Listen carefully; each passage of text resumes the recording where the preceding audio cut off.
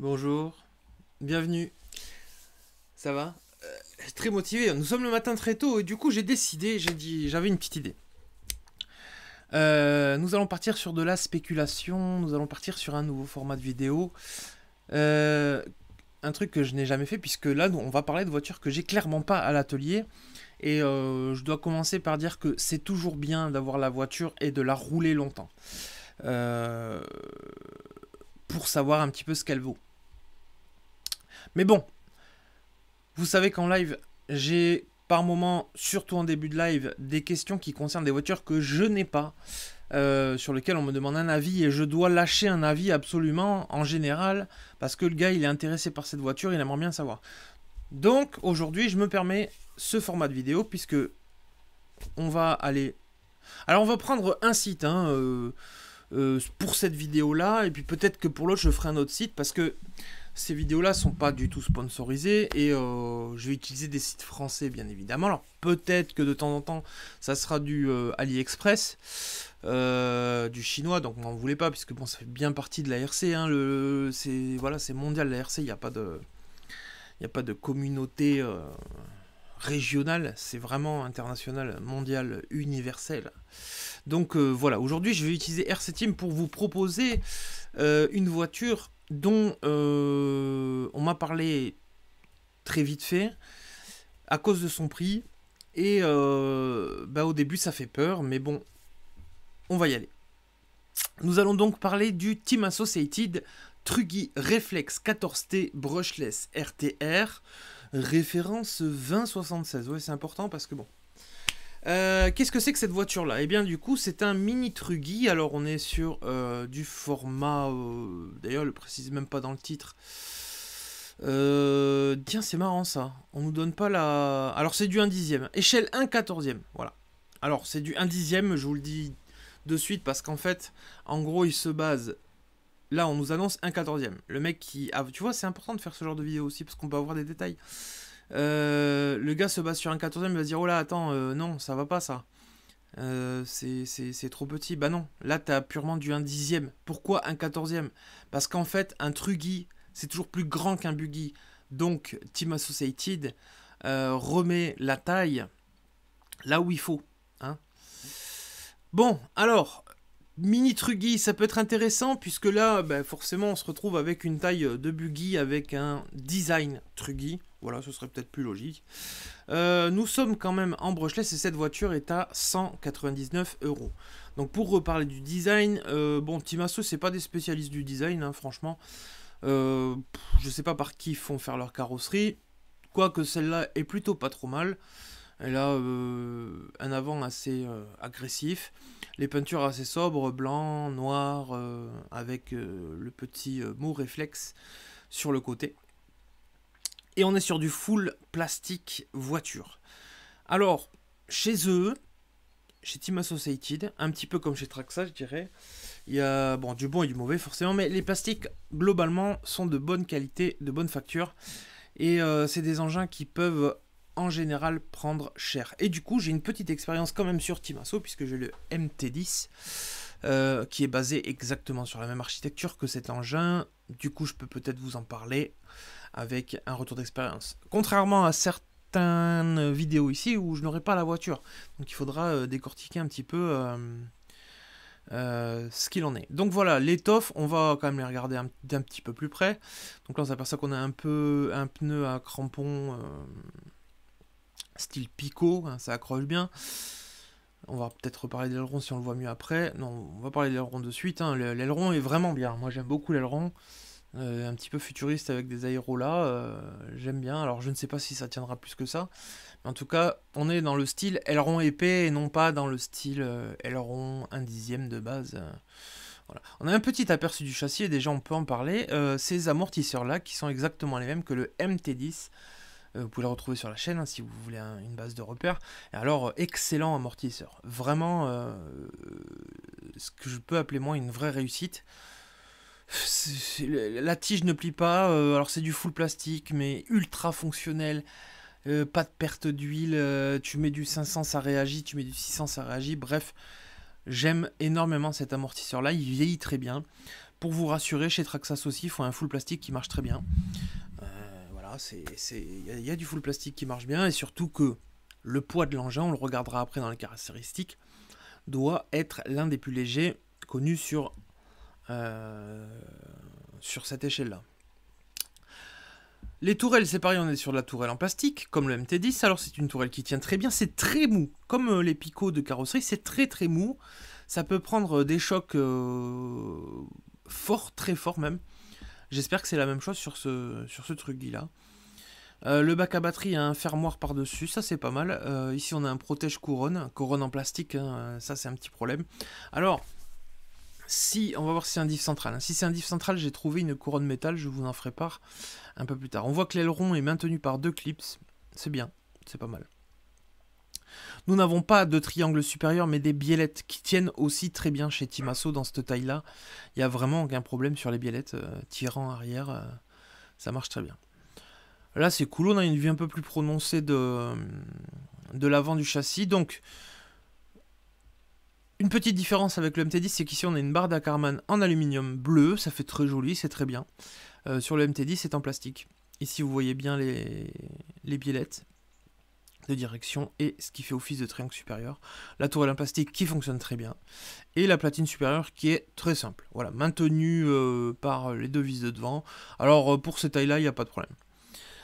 Côté intéressant aussi du délire là, c'est que vous avez donc une transmission par cardan acier, contrairement à ses sœurs et frères qui ont des cardans en plastique. Ça, c'est un plus, bien que je n'ai jamais cassé un seul cardan plastique sur mon MT10. Voilà, vous avez du cardan métal et ça, c'est plutôt intéressant. Pour l'arrière, on a le cache-couronne avec une petite vis dévissée. Ici, je l'ai vu, j'ai l'œil. Et c'est pareil, on a du cardan et de la noix. Chez Timasso, c'est pas trop mal. On n'a pas de noix molle, mais bon, sur du 1/10, sait-on jamais. Voilà. Ah, hop, un peu mieux, on peut voir sur la prochaine photo. Par rapport aussi à la gamme 3S chez Timasso, je vois qu'on a un support moteur bien différent du MT10, qui a l'air beaucoup plus épais, qui n'est pas bleu, qui est gris celui-ci. Et ça c'est pas un mal parce que sur le MT10, en 2 packs, tu as on va dire tordu le support moteur. Après il est fonctionnel même s'il est tordu. Voilà, mais c'est un support et moteur plus épais. Derrière je vois qu'on n'a pas de barre anti-roulis alors que sur le MT10 on les a. Donc ce sera un truc sans barre anti-roulis. Tu pourras faire du 3 roues assez facilement. Côté électronique, du coup, on part sur du RIDI 4500 kV. Donc là, je peux vous dire d'ores et déjà que c'est rapide en pointe, mais ça n'aura pas forcément beaucoup de couple. Quand je vois le variateur, c'est pareil, je connais pas forcément ce variateur-là, peut-être que ça donne bien. Je vois qu'en bec, c'est du 6 volts 1 ampère, donc c'est très light, mais bon. Water resistant, on peut voir le TUR resistant. Du coup, ça résiste à l'eau, c'est bien, c'est très bien pour ces gammes de... Ma chienne veut participer sûrement à cette vidéo, connasse. Water resistant, donc c'est plutôt très bien.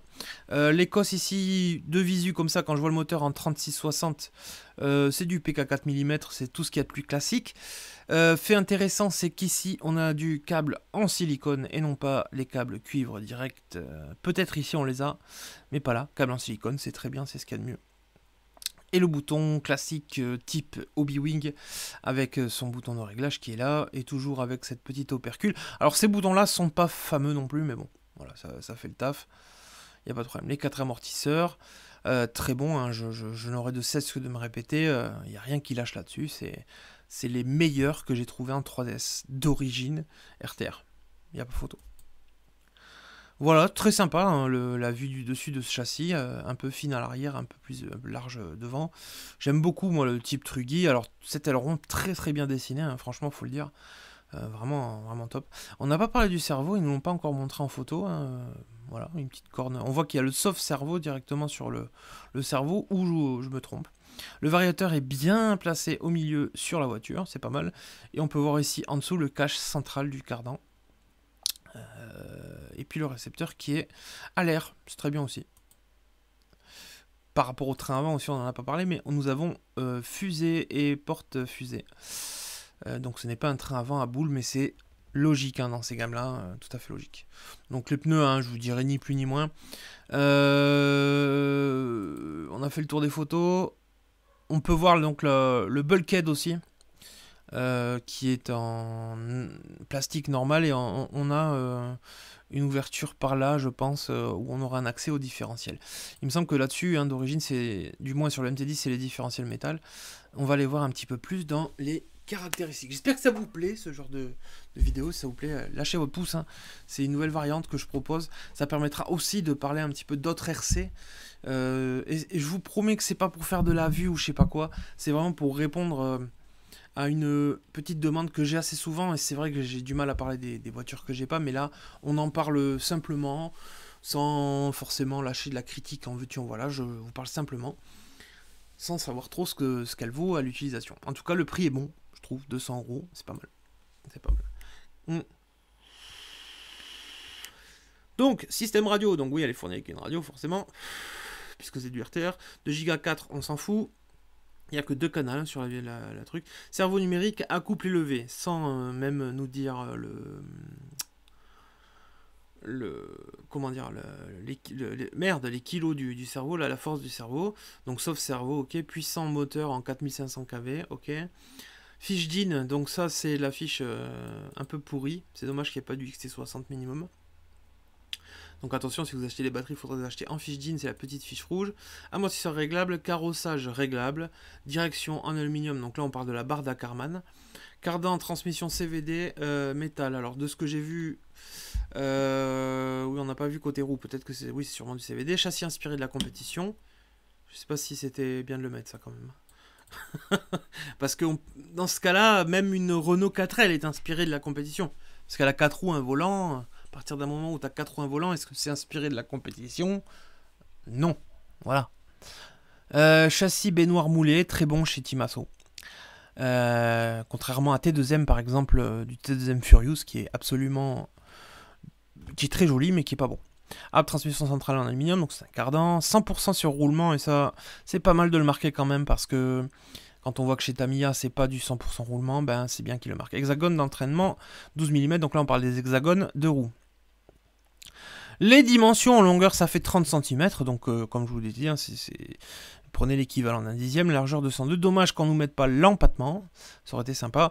Et un truc sympa aussi, d'ailleurs je pense que c'est le site hein, qui le met, mais bon, la taille de la bac à batterie, ça vous permettra de prendre les bonnes batteries pour votre engin. Lipo 2S, vous voyez, 4500 kV, j'ai dit 3S. Ça serait un peu limite, donc en 2S. Attention, pas parce que c'est en 2S que ça rame.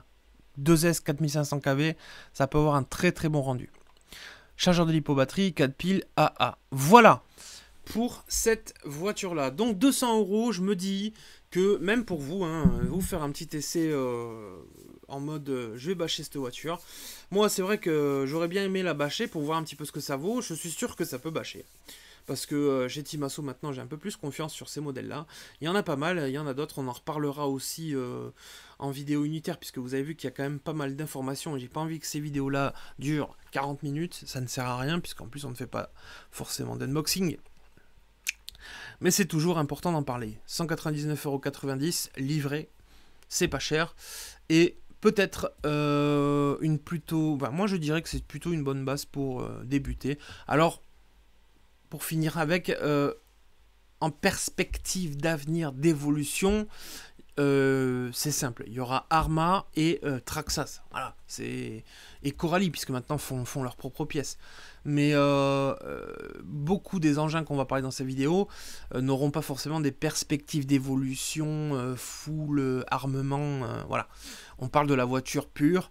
Alors moi je roule très très souvent en RTR avec très peu d'options. Je mets des options qui permettent de fiabiliser la voiture, point barre. Des fois je me fais plaisir, mais c'est rare. En tout cas voilà. J'espère que ça vous a plu. Hein. On repasse en mode live, comme je l'ai nommé dans le logiciel. Mais bon, ce genre de vidéo vous plaît, n'hésitez pas à vous abonner, n'hésitez pas à partager, n'hésitez pas. Faites-le, partagez les gars, merde. Putain, vous le faites pas, je le sais. Je vois, moi, je suis un peu partout. Et puis on se retrouve en live le mardi et le jeudi à partir de 21 h. Portez-vous bien et bien sûr, comme d'habitude, vive le modélisme. À très bientôt. Salut.